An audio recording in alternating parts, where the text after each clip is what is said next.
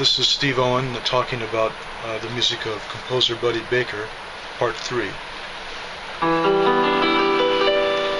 We are recording on kind of a wet and rainy day here in Los Angeles, but right now my thoughts are going to the music that Buddy did, which I feel was some of his best work, which was the 1960s. Now, I think that Buddy joined the studio in about 1955 to help out with fellow composer George Bruns on the Davy Crockett series. However, by the 1960s, there were a lot of projects at Disneyland and other things that were going, including a new network show called The Wonderful World of Color, as we've talked about many times, of which Buddy was given the assignment of doing the musical direction. Not only that, but the World's Fair was coming up in 1964, so they had to prepare for that for a year or two, and Buddy was very involved in that, doing the musical direction for the General Electric show, otherwise known as Progress Land, at the New York World's Fair. But that's a fascinating ride because, an exhibit as well as a ride, because only part of the exhibit ended up at Disneyland and Walt Disney World. But one of the very best parts of it was transported over to Disneyland, and that's called the Carousel of Progress, of which Buddy had a great deal to do with. Now, for those of you that know the history of that particular attraction, you know that the Carousel was a theater in which the audience sat around the edges, and there was a central core of a stage, and the audience would actually twirl around, would go around in a circle every so often, revealing different acts of the show, starting in the 1890s, and then going into the 1920s, 40s, and 60s, etc., talking about the history of electricity through General Electric. So each time they would wind up singing this theme song called There's a Great Big Beautiful Tomorrow, written by Bob and Dick Sherman, famous staff writers at the Disney studio. But each time the orchestration would vary, and it was quite interesting because each time it was really wonderful. The orchestrations were great. And throughout it there was a gentleman by the name of Rex Allen Sr. who sang the song and portrayed vocally the father in the show. So it always starts off with usually a harp bliss, something like that. Of course, it's all done in one beat, something like that.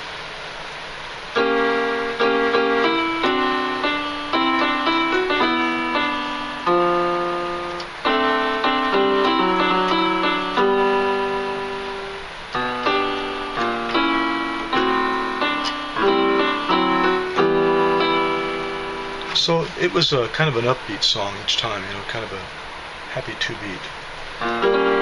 There's a great, big, beautiful tomorrow, shining at the end of every day. There's a great, big, beautiful tomorrow, and tomorrow's just a dream away. So while they did this song, there were I think the first thing had flutes, let's see.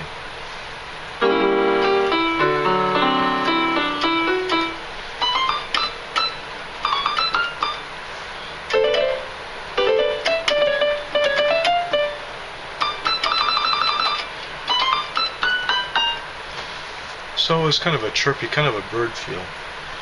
And the second one was like the 1920s. And more sweeping.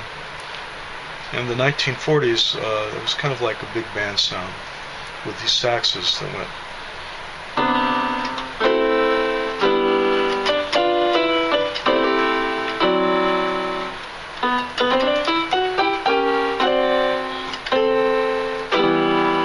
And tomorrow's just a dream away.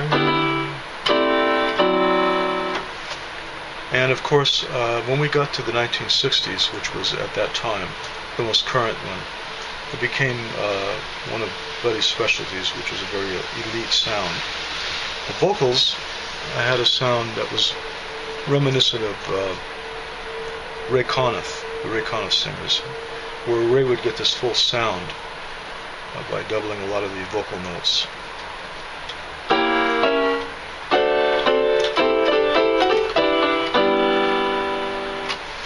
So it was a big haze of a sound, and of course it was that happy 2-beat.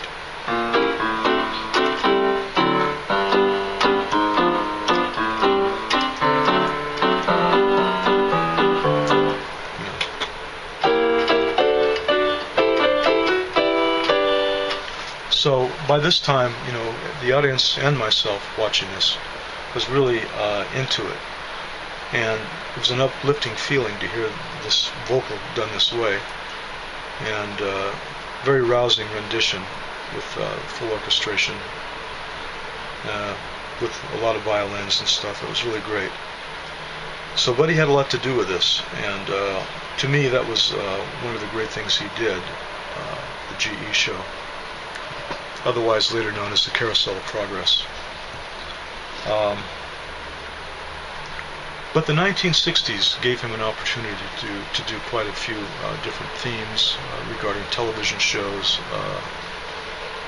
Adventure in Color comes to mind as a show that was done, the first show of NBC's Disney sojourn, that was done in color for the first time. And the very first episode, Buddy was involved doing the underscore and behind Walt's voice when he's speaking, something like this. And we have vibes.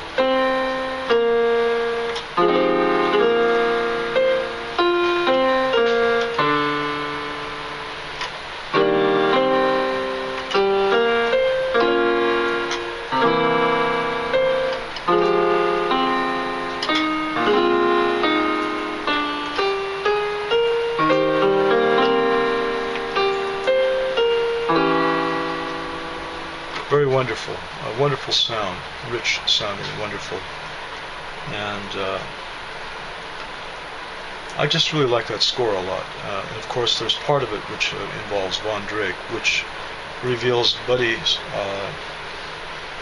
comedic side, and he was very good at that, at making some funny cues and being able to empathize humorously with Von Drake's goings on.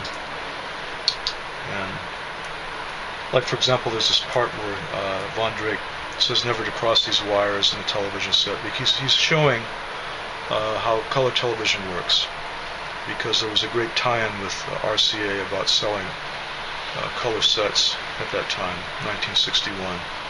So Von Drake is displaying the back end of the television set and certain wires not to cross and stuff, and actually he crosses a couple of wires by mistake, and there's some very funny musical cues where he gets shocked and stuff.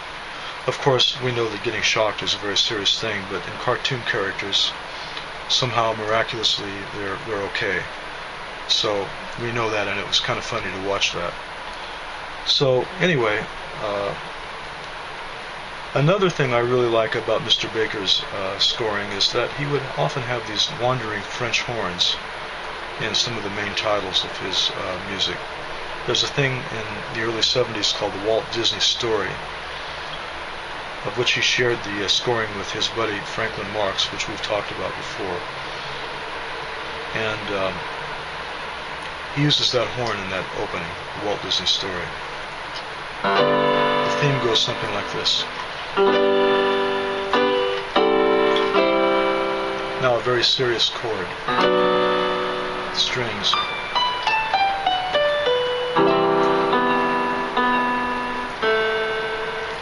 So during this opening, I'm not sure what the horn parts are.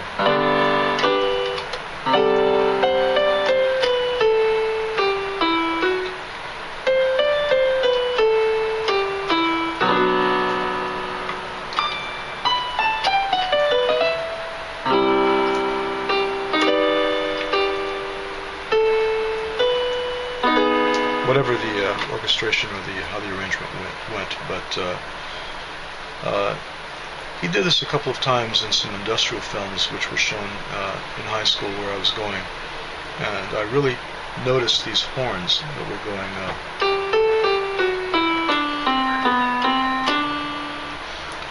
And didn't really recognize at the time or pay attention to who was doing the music, but it turns out that it was Buddy, and I very much was affected by that. I liked it very much. So this color type orchestration that Buddy does, he doesn't have a chance to really develop the themes that much, but what he does do is he produces some good themes and uses some fantastic orchestration.